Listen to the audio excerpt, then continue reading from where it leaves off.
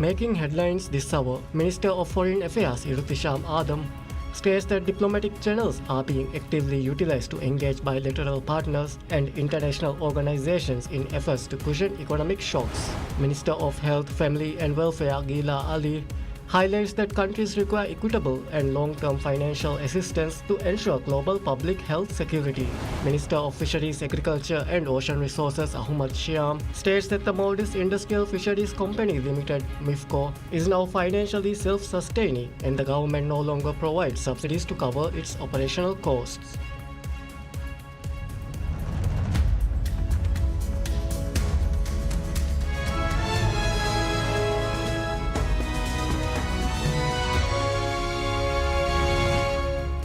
Bismillahirrahmanirrahim. Assalamu alaikum and welcome to PSM News in English with me, Dham Naim.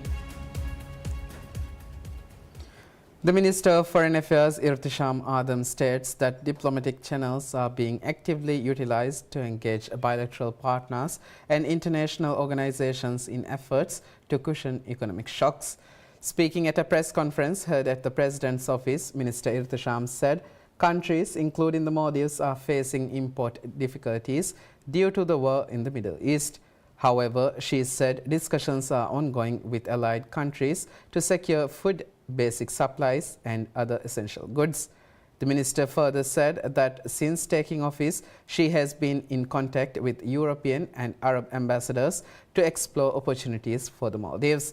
She stressed that all efforts are being carried out in alignment with the government's Maldives First policy.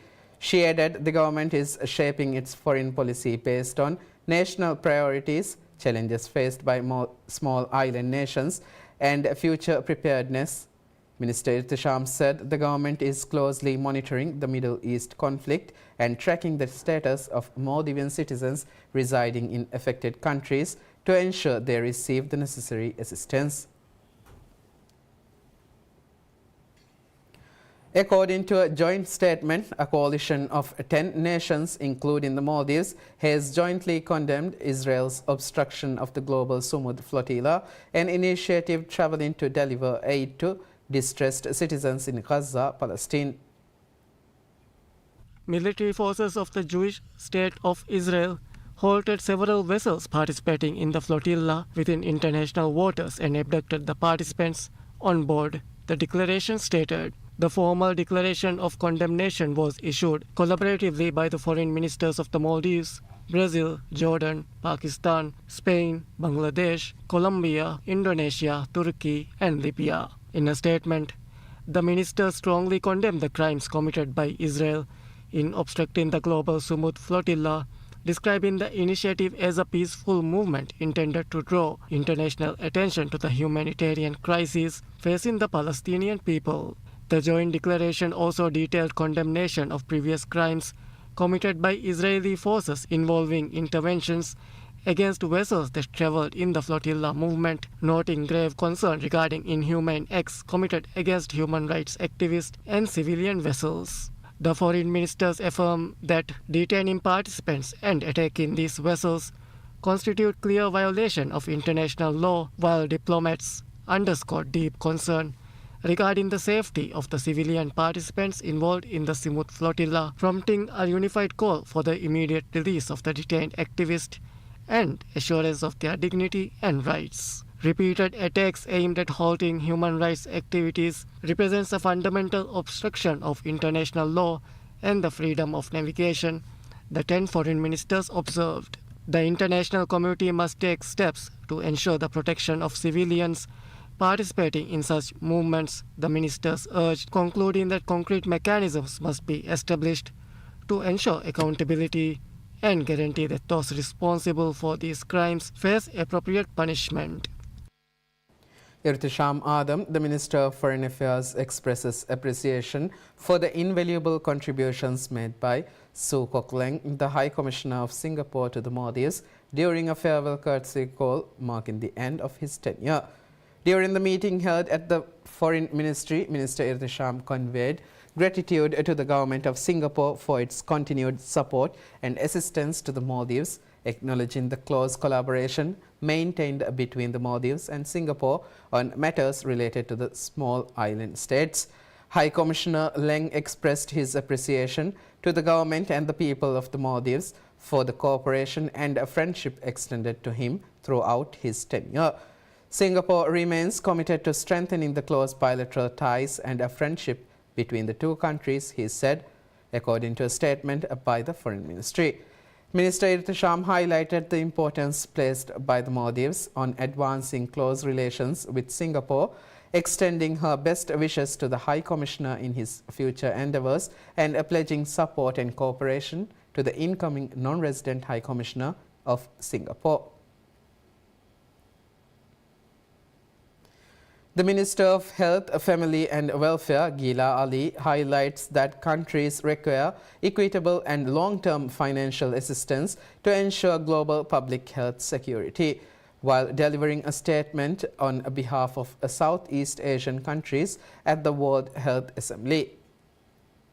The statement, read out at the 79th session of the World Health Assembly, called for stronger international cooperation amid economic and political instability. It noted that despite these challenges, Southeast Asian countries have achieved stronger progress in disease control, emergency preparedness, and digital health. It further highlighted that the region has implemented effective measures such as strong anti-tobacco policies targeting youth and progress in eradicating certain diseases. The region serves as an example in improving health outcomes, it said. According to the statement, Southeast Asian countries have identified 3 priorities for global health reform. These are improving countries' ability to work towards shared goals and use evidence-based decision-making, ensuring fair and sustainable financial assistance for health security, and strengthening international cooperation to address regional and global health challenges. It emphasized that achieving these goals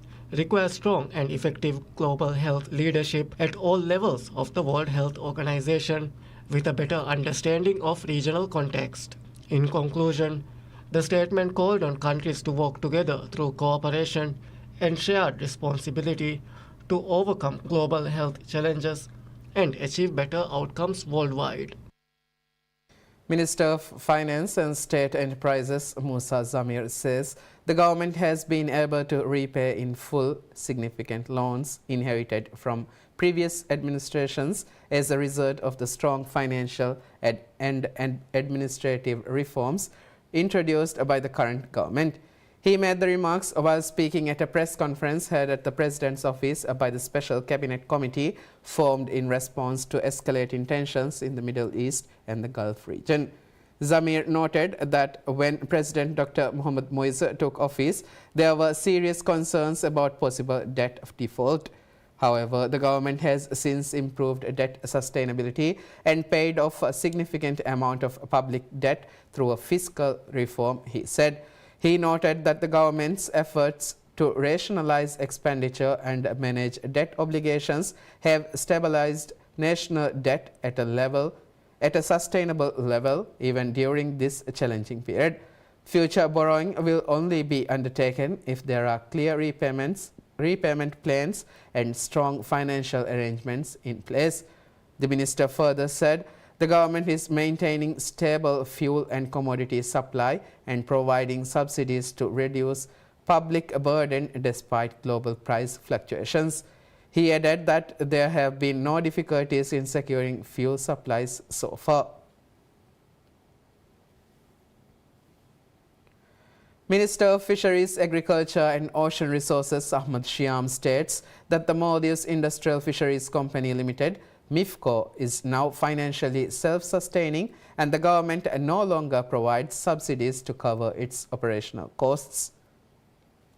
When the current government took office, MIFCO was in dire financial difficulty, including issues affecting payments to fishermen and significant operational losses. The government prioritized reforming and strengthening MIFCO's management to address problems in the fisheries sector. Speaking on PSM News' Rajya Miyadu program, the minister stressed that MIFCO should not be funded by taxpayers indefinitely and public money should be used more responsibly. He noted that the government previously spent heavily to subsidize MIFCO's fish purchases at the rate of $0.84 per kilogram of fish, adding up to $71.34 million annually. However, He said these subsidies have now been phased out following reforms. According to the minister, currently the only remaining subsidy in the sector is fuel support for fishermen. Noting that fishermen have always been subsidized for fuel, the minister said the government took steps to protect fisheries sector from the unprecedented rise in fuel prices due to the Middle East war. This move allows fishermen to go back out to sea and supports over 17,000 families, he said, adding that the fuel subsidy is extended to fishermen only and excludes MIFCO's fuel purchases. He clarified, MIFCO purchases fuel from Fuel Supplies Maldives or FSM at the same rate as other companies and operates independently in this regard. The fish company now operates in a competitive market, setting its own fish purchasing prices. The minister attributed MIFCO's strengthened operations to management reforms led by the Fisheries Ministry and Ministry of Finance and Public Enterprises under presidential guidance. Efforts are actively underway to identify the ongoing changes occurring along the coastlines of the nation's islands. The Ministry of Climate Change, Environment and Energy states addressing a coastal erosion phenomenon that has escalated into a major crisis and a significant concern for the public. To deliver a comprehensive solution, numerous initiatives are being implemented at both the local island and national levels. Extensive shore protection operations are concurrently in progress with the assistance of the Green Climate Fund and the Japan International Cooperation Agency, the Environment Ministry noted. Work is also underway to finalize a national policy regarding coastal protection, an initiative that is already 65% completed. Outlining these developments, officials detailed policy progress and specific infrastructure targets. The Environment Ministry issued a statement which stated efforts are currently underway to formulate a national policy regarding coastal protection. Underscoring that a viable solution requires identifying underlying issues, the Environment Ministry explained that shifting coastal conditions must be adequately assessed. The ministry stated officials have utilized a specialized monitoring tool to document the coastal changes that occurred across the Maldivian islands between 2015 and 2023. The development of a coastal hazard map is also in progress, the ministry noted, with the mapping of 102 islands already completed under the initiative. The map is being systematically compiled by reviewing and identifying the formal complaints submitted by local councils. The Environment Ministry stated that once finalized, this mapping system will clearly delineate areas experiencing active erosion, zones of sediment accretion, and regions vulnerable to tidal swells. The Minister of Climate Change, Environment and Energy, Ali Sharif, states that costs of fuel importation to the Maldives have greatly risen due to the Middle East conflict.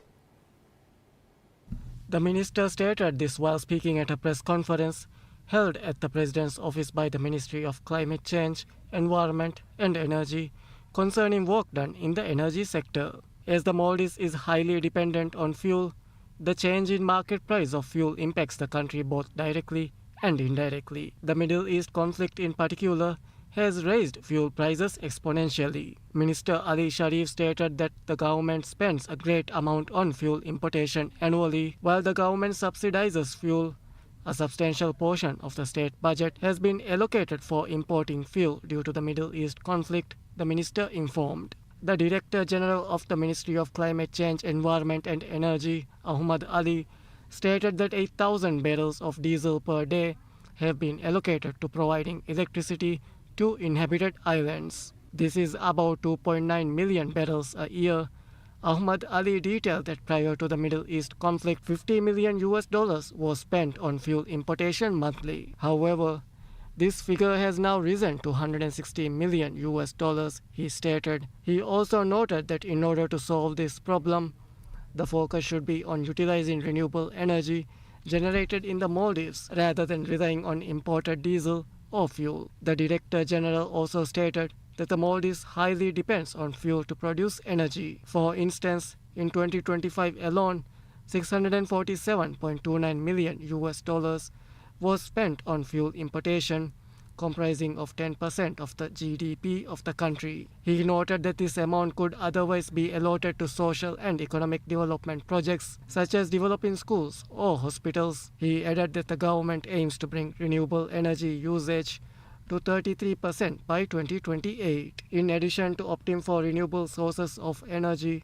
Ahmad Ali stated that energy wastage should be minimized to reduce reliance on imported fuel within the country.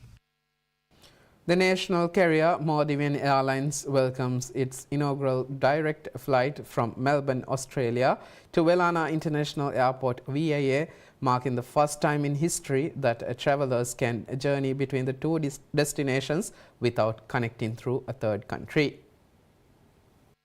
The arrival of the inaugural flight on the 19th May, carrying 240 tourists, was met with a celebratory atmosphere as traditional Maldivian drums echoed across the arrival hall as the island nation welcomed its guests from down under. The new route represents a significant expansion of the airline's international network and underscores the growing importance of the Australian market to the Maldives' tourism-dependent economy. The new service will operate on a weekly basis, with flights departing from Malé to Melbourne every Tuesday and returning to the Maldives on the same day the following week in an 11-hour journey. These operations are being conducted using Maldivian's wide-body aircraft, demonstrating the airline's commitment to providing comfort and reliability on long-haul routes. The decision to establish this direct connection came after extensive market research revealed that substantial demand for seamless travel options between the two countries, according to the Maldivian officials, who noted that advance bookings have exceeded expectations. The timing of this launch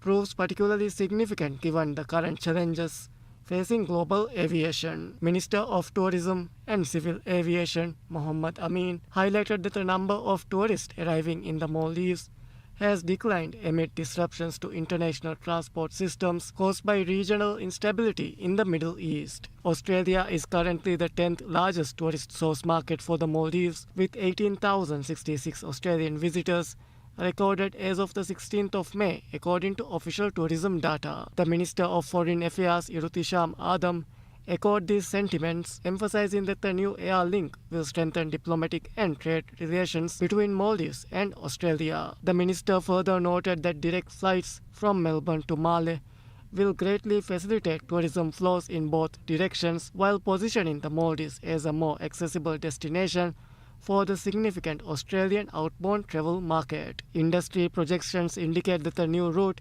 is expected to bring around 11,000 additional tourists to the Maldives annually, providing a welcome boost to the island nation's tourism and business sectors. The strong initial demand serves as a promising indicator of the route's potential success, with Maldivian reporting that flights are already 50% booked on average and the first 3 scheduled services completely sold out. The addition of the wide-bodied aircraft to the national carrier's fleet, combined with the strategic expansion into the Australian market, represents what Minister Amin described as a huge boost to the Maldivian economy during this period of global transportation uncertainty.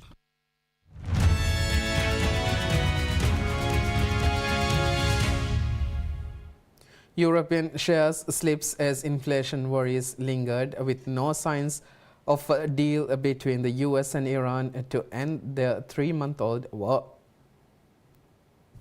Global bond rout from last week deepened, with inflation figures from the US, Germany, China, and Japan spooking investors and weighing on the world's stock markets. Over the weekend, a drone strike caused a fire at a nuclear power plant in the UAE. Saudi Arabia reported intercepting 3 drones, and US President Donald Trump warned that Iran must act fast. It cements fear that the war is unlikely to end soon, as the Strait of Hormuz, a conduit for 20% of the world's energy supply, remains shuttered. Oil prices rose. The pan-European Stoxx 600 was down 0.5% at 604.09 points after ending the previous week lower. Most regional bourses were also in the red, with Spain's IBEX 35 and France's CAC 40 off 0.5% and 0.9% respectively.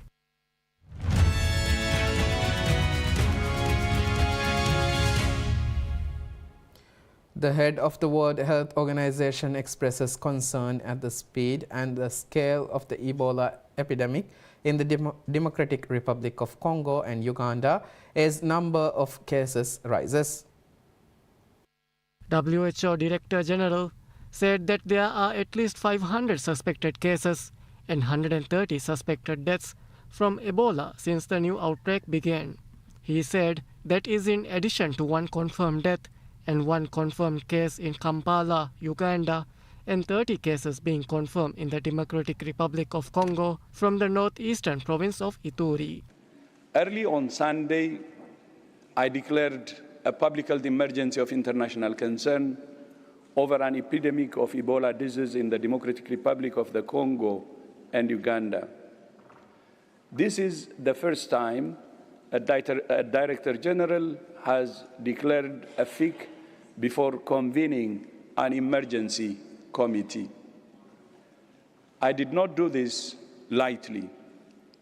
I did it in accordance with Article 12 of the International Health Regulations after consulting the ministers of health of both countries and because I'm deeply concerned about the scale and speed of the epidemic.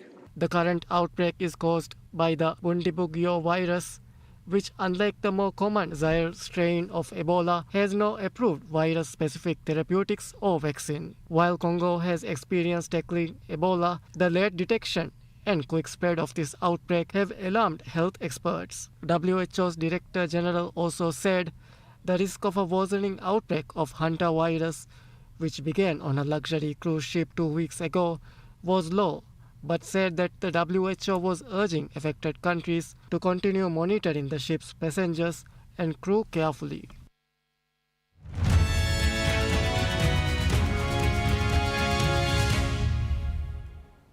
Pep Guardiola will leave Manchester City after a decade in charge, according to media reports, bringing to a close one of the most successful spells in Premier League history, with former Chelsea boss Enzo Maresca expected to replace him. The 55-year-old will reportedly announce his departure shortly after City's final game of the season against Aston Villa at the Etihad Stadium, capping a campaign that included winning both the League Cup and the FA Cup trophies. Saturday's FA Cup victory over Chelsea secured Guardiola his 20th trophy with the club. Maresca, who left Chelsea 4 months ago, has been rumoured for months to be the top contender for the Spaniard's job. Guardiola's contract at City is set to expire in June 2027. Guardiola shrugged off questions about his future after the FA Cup final. When asked about the rumours by TNT Sports, Guardiola replied, "What rumours?" and then ended the interview saying, "Have a lovely evening."